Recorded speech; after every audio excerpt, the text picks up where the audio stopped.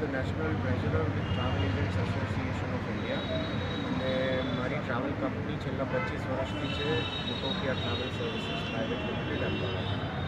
પારસભાઈ, આપની સંસ્થા, આપનું સંગઠન દેશમાં અને ખાસ કરીને ગુજરાતમાં ટુરિઝમને પ્રોત્સાહન મળે તો કયા પ્રકારની એક્ટિવિટીઝ અને કયા પ્રકારની સુવિધાઓ સાથે આગળ આવી રહી છે?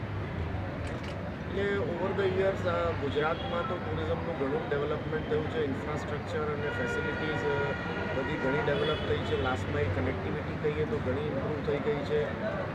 ગુજરાત ટુરિઝમ બી આમાં બહુ એક્ટિવ પાર્ટ પ્લે કરી રહ્યું છે અને પ્લસ એસોસિએશન્સ જે છે જેમાં મેં મારી ઓળખાણ આપી travel agent association of India, એના સિવાય બી બીજા ઘણા એસોસિએશન છે. જીટા જેણે આ ઇવેન્ટ ઓર્ગેનાઇઝ કર્યો છે એ લોકો બી ખૂબ જ એક્ટિવ રોલ પ્લે કરી રહ્યા છે. આ ઇવેન્ટમાં I am very happy to see કે લગભગ 70 B2B પ્લેયર્સ હાજર છે અને નેટવર્કિંગ માટેની ખૂબ જ સરસ ઓપોર્ચ્યુનિટી છે. ગુજરાતમાં કેવી સુવિધાઓ અને કયા કયા ટુરિસ્ટ સ્પોટ્સ વિકાસ પામ્યા છે જેથી ટુરિસ્ટની સંખ્યા વધી છે છેલ્લા વર્ષોમાં?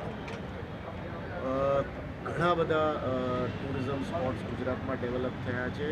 ખાસ કરીને જે અત્યારના ખૂબ જ હાઇલાઇટમાં છે ટેન્ટ સિટી રન ઓફ કચ્છમાં છે, ધોલાવીરામાં નવું ડેવલપ થયું છે, એનો ફીડબેક ખૂબ જ સરસ છે.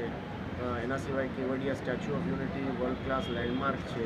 Sasan Gir only place where you find Asiatic lion, Somnath, Diu, આ બધી વસ્તુઓ તો એવરગ્રીન પોપ્યુલર છે જ.